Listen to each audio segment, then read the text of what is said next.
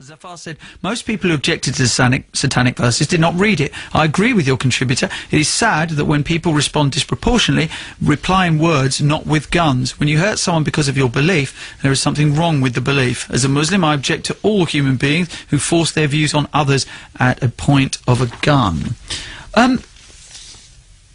Thinking about modern Britain, where is it going? I mean, what was interesting was that in the 80s there was an Asian community, as it were, and there no longer seems to be one. There's a Sikh community, a Hindu community, a Muslim community, Jain, Buddhist, Christian Asian community even. Is that a backward step? Or just an evolution? In many ways, it is a backward step. I mean, there's nothing wrong with defining yourself the way you wish to. You're defining yourself as Hindu or Sikh or Muslim, and so on. But if you only define yourself in that fashion, and other people only see you in that fashion, that, to me, is a backward step. Should you be here, Ken, if you do not regard... if you're born here, but you don't regard yourself as British Asian? If you don't want the term British anywhere near you, should you be here? I don't see why not. If you want, if you are living in this country and wish to live in this country, I don't see why, even if you don't think of yourself as British, why you shouldn't live here. Is it disloyal, though? Disloyal to what or to whom? To Britain, to a country that has perhaps given you a standard of life that you couldn't get in the countries where our parents came from, with the opportunities given to you by this society that we probably wouldn't get. We came from... I recently returned from Sri Lanka and saw what goes on in those communities and those society, and it works and it functions in a certain way, but it's not the same as it is here. Is that disloyal? Well, just as I think that it's perfectly right for Salman Rushdie to challenge what he wishes to about Islam, for any other Muslim to do so, I think it's perfectly legitimate for anybody who lives in Britain to challenge what they think is wrong about Britain as a nation. I do not see I do not see why that the basis on which you're allowed to stay in Britain should be some kind of a loyalty oath to Britain itself, and to what? To privatisation, to the cuts, to what?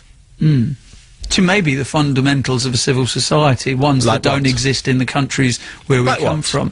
Well, for instance, the rule of law, for instance, where in the countries, in the subcontinent, for instance, bribery of officials is open. You cannot get justice. It's very difficult for you to get justice. In Sri Lanka, I know, for instance, that the majority of murders that happen in Sri Lanka are land-related, because once it gets into the court system, it takes so long that you're never going to get justice. So rule of law is a fundamental of a civil society, is it not? Indeed it is, and I think that I believe in the rule of law, and I believe that those who break the law should be brought to justice. But that's different from saying you should never break the law, or you should believe that all laws are just and correct and should always be followed. No, but what I'm talking about is that your loyalty to this country based on the fact that the rule of law is something that, while it is not perfect, it is certainly stronger and more enforced than it is in the subcontinent. Therefore, you should recognise the things that you should be grateful for, and to not recognise those, and to not be proud of them, and to not recognise the fact that they are here because you're in Britain, and they're happening to you in Britain, is to be disloyal and ungrateful. Well, I'm not sure that the rule of law in Britain is any better or any worse than the rule of the law in the subcontinent, for instance. I mean, then you're mad. There are parts. Then you are. No, hold on. Hold on. There are parts of the subcontinent where that's clearly is the case. There are other parts where it isn't the case. But the point I'm trying to make is this: that one's acceptance of a certain set of political beliefs about the law, about democracy, and so on. Now, I believe in those. I believe in the law. I believe in democracy. I believe in equality.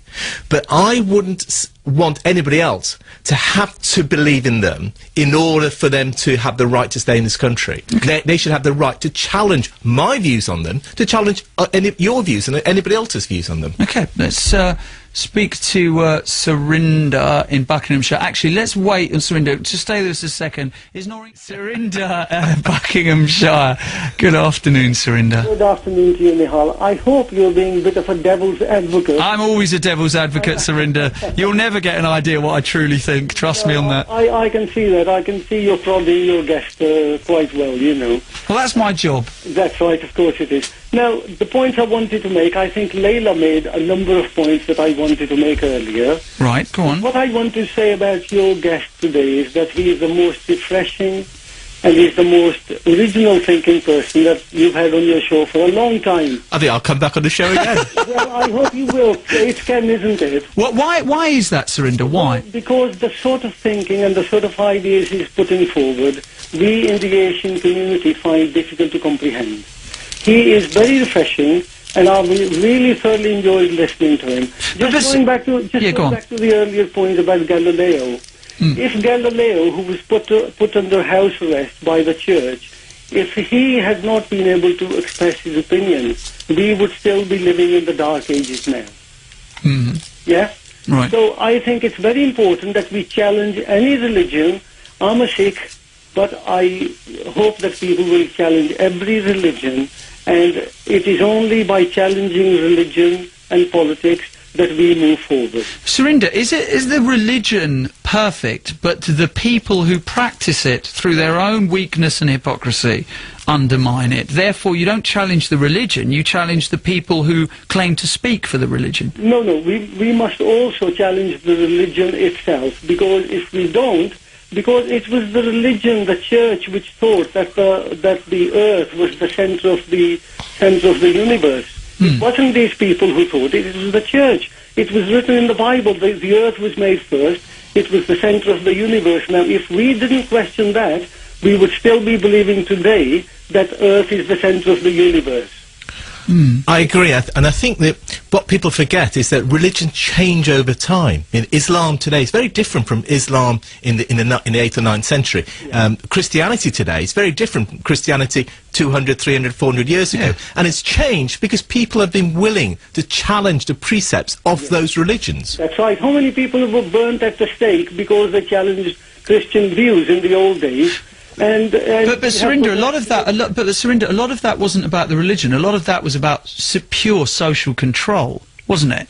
Well, it wasn't about challenging beliefs as such. It was about maintaining power, and people used the church to maintain power over people. Yeah, a lot of the things that the people who were progressive thinking, a lot of the things they said were contrary to what was written in the Bible, and because of that, it was the church, the establishment itself, which was saying that these people are wrong. People like Galileo said that no, they were completely wrong and they should be put under house arrest, and at worst, they were burnt at the stake. People, you talk about maintaining power. People are able to maintain power because they say, we cannot be challenged. Certain things are too sacred to be attacked, criticised, challenged. That's how people maintain power. But if you criticise the Prophet Muhammad or Sri Guru Nanak Ji or Ganesh Ji, if you criticise these people, they have obviously no right of reply to you to be able to come back at you in that respect. So it's very easy to challenge or to satirise someone who might send you to hell. Who's long dead. Nihal, they may not be here themselves, but there have got plenty of people who are in support of them. Yes, they have plenty of people, that's right. Surinder, would you regard yourself as a practising Sikh? I would regard myself as a reasonably knowledgeable and a rational Sikh. A rational Sikh? Yes. So you yourself, what would you find worthy of criticism within your own religion? I have no problem at all personally in Guru Nanak or Guru Gobind Singh being challenged in any way at all, to be quite honest.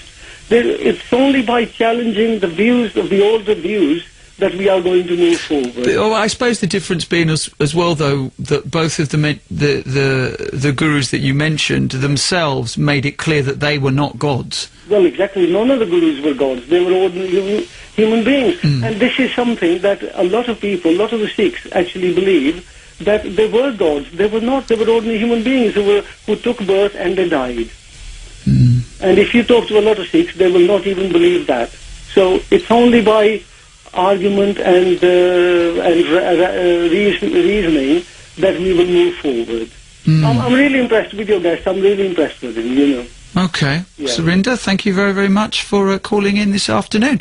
Zahir said, Nihal, freedom of speech is meaningless if we're going to make exceptions every time some hypersensitive minority uses violence and death threats because of a cartoon. Politicians and members of other religions take it on the chin as Jesus, Moses and Ganesh are satirised without event. I'm not sure that's strictly true in the case of certain religions. Religions for far too long have been afforded a respect it has not earned. What gives anyone the right not to be offended? In the 1980s, the Muslims in this country just about established themselves in a foreign country. Who's going to have time for Salman Rushdie? And nobody till this book was published. As for translations of the Quran and Hadith, Muslims are told to ignore such people who slander the faith. Guess that's what the Muslims did. Why waste time on something that's not from the faith? Pointless. That's from Aqsa. All right, thank you very much.